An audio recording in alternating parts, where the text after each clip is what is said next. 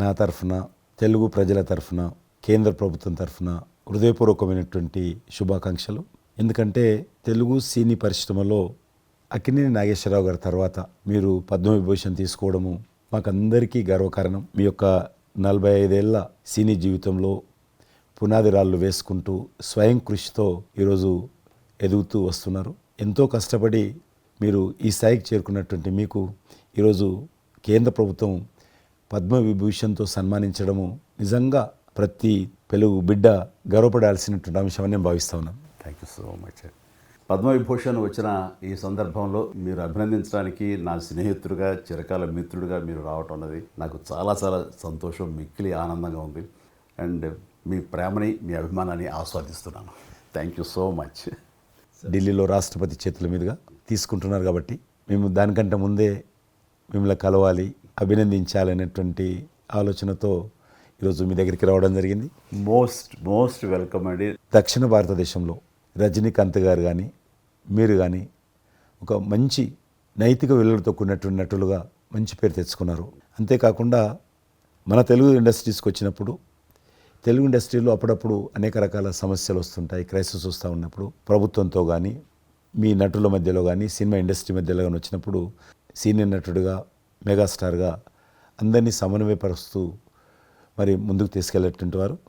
అలాంటి మీరు ఈరోజు మరి పద్మవిభూషణ్ రావడం అనేటువంటిది మరి అందరం సంతోషించాల్సిన అంశం అని నేను భావిస్తాను. ఈ ఇండస్ట్రీ లేకపోతే మేము లేవండి. మా చదివిన చదువుకు కానీ, మన బ్యాక్గ్రౌండ్కి కానీ ఏదో ఒక మారుమూల ఉద్యోగం చూసుకుంటూ ఉండాల్సిన వాళ్ళు ఈ రోజున ఇంత సెలబ్రిటీ స్టేటస్ కానీ ప్రపంచవ్యాప్తంగా ఎక్కడ మన వాళ్ళు ఉన్నా సరే అక్కడ గుర్తింపు కానివ్వండి, ఇవన్నీ రావటం అంటే కనుక కళామ తల్లి, ఆ సినిమా ఇండస్ట్రీ నాకు పెట్టిన భిక్షగా నేను ఫీల్ అవుతుంటాను. ఆ ఇండస్ట్రీ లేకపోతే ఏం లేదు. అందుకని ఇలాంటి ఇండస్ట్రీకి ప్రత్యుపకారంగా నేను ఏం చేయాలి, నాకు ఇంత స్థానం ఇచ్చిన ఇండస్ట్రీకి తిరిగి నేను ఏమి ఇవ్వగలను అనేటటువంటి ఒక గ్రాటిట్యూడ్ నుంచి మొదలైందే.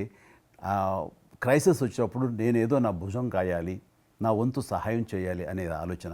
ఒక ఇంటికి పెద్ద బిడ్డగా, పెద్ద కొడుకుగా ఆ ఇంటి కుటుంబ బాధ్యతలకి తన వంతు సహాయం ఎలా చేస్తాడో అలాగే నిర్వర్తించాలని ఉంటుంది. కానీ ప్రతిదానికి పెద్ద నేను అనేటువంటి బేషిజానికి మాత్రం పోవాలని అనుకుంటాను. కారణం ఒకటి అనుకుంటే మీరంటే అందరు యాక్సెప్టబిలిటీ ఉంటుంది. అది కూడా ఆ యాక్సెప్టబిలిటీ చిన్నవాళ్ళు కానీ పెద్దవాళ్ళు కానీ ఈ రంగం కానీ ఆ రంగం కానీ మీరు ఏదైనా ఒక మాట చెప్తే దాని మీద మీరు నిలబడతారు, మిగతా వాళ్ళు కూడా మీ మాట గౌరవం ఇస్తారు. అది కారణం నేను అనుకుంటాను. సినిమా రంగం నుంచి రాజకీయాలకు వచ్చి కూడా రాజకీయాలలో మీకంటూ ఒక ప్రత్యేక స్థానాన్ని సంపాదించుకున్నారు. మీరు కొత్త ఒరవడి రాజకీయాల్లో కూడా తీసుకురావడం జరిగింది. మీరు చేపట్టినటువంటి ప్రచార కార్యక్రమం కానీ, మీకు వస్తున్నటువంటి స్పందన కానీ అద్భుతంగా. మేమందరం ప్రతి కార్యక్రమాన్ని వేరే ప్రత్యామ్నాయ పార్టీలో ఉన్నప్పుడు కూడా మీ రాకను మేము గమనించే వాళ్ళము. మీరు చేస్తున్నటువంటి ప్రచారము, కొత్త ఒరవడి మీరు అద్భుతంగా చేశారు. ప్రాంతాలకు అతీతంగా మీకు స్పందన లభించింది, చాలామంది గెలిచొచ్చారు. ఒక ఆర్టిస్ట్గా నేను మంచి స్థితిలో ఉన్నప్పుడు రాజకీయాల్లోకి వెళ్ళాల్సినటువంటి ఒక పరిస్థితులు నెలకొన్నాయి. ఆ సమయంలో నేను ప్రజలకి ఏదో చెయ్యాలనే తప్పనే ప్రధానం తప్ప ఎలాంటి పొజిషన్స్ ఏమిటి దీని మీద నాకు దృష్టి లేదు. ఎందుకంటే అన్నిటికీ మించి ఉన్నతమైన స్థానాన్ని వాళ్ళ మనసులో వాళ్ళు ఇచ్చిన తర్వాత దానికి మించి నాకు ఏది కావాలి కోరిక లేదు నాకు. అయితే ఏదో చిన్న ఎత్తున మనకి తెలిసి మనకు అందుబాటులో ఉన్నటువంటి చారిటబుల్ ట్రస్ట్ ఇవి పెట్టి చేస్తాం, నేత్రదానం అని, రక్తదానం అని చేస్తున్నాం. కానీ పెద్ద ఎత్తున చేసే అవకాశం భగవంతుడు ఇస్తే కనుక అది చిత్తశుద్ధితోటి నేను మనసావాచ కర్మేణ చెయ్యాలి అని ఆ రకంగా నా కృతజ్ఞత తీర్చుకోవాలని మాత్రం చూపించాలని మాత్రం నాకు ఎప్పుడు ఉంటుండేది. నాకు ఇప్పటికి జ్ఞాపకం ఉంటుంది.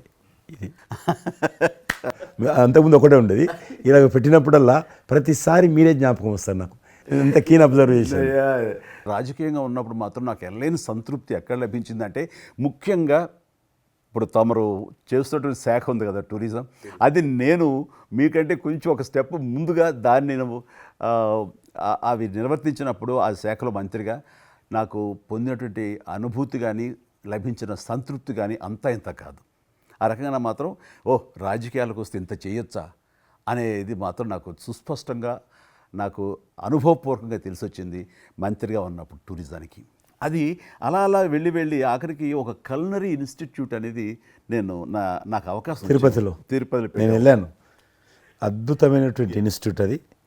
అంటే క్షమించాలి, అది ఇనిషియేట్ చేసి తీసుకురావడం వరకు నేను చేసి ఇంకా నేను ప్లానింగ్ అంతా మీరు ఉన్నప్పుడే జరిగింది. అంతా జరిగింది. రాబట్టడానికి ఎంత కృషి చేశానంటే అంతా ఇంత కాదు, అది మనకు రాకుండా పోయే పరిస్థితులు ఉన్నాయండి. ఆ టైం లోపల ఒక మినిస్టర్నా ఒక సూపర్ స్టార్నా అన్నీ పక్కన పెట్టేసి ఆ ప్లానింగ్ కమిషన్ చైర్మన్ ఉండేవారు మౌంటెక్ అహ్లూవాలియా, ఆయన దీన్ని వద్దు, మనకి ఇది వైబుల్ కాదు, ఇది ఫీజిబుల్ కాదు అంటే కనుక కాదని ఆయన గుమ్మందరికి వెళ్ళిపోయి చేతులు కట్టుకుని ఇది ఓకే చేయండి సార్, దీని ఆవశ్యకత అంతా కాదు.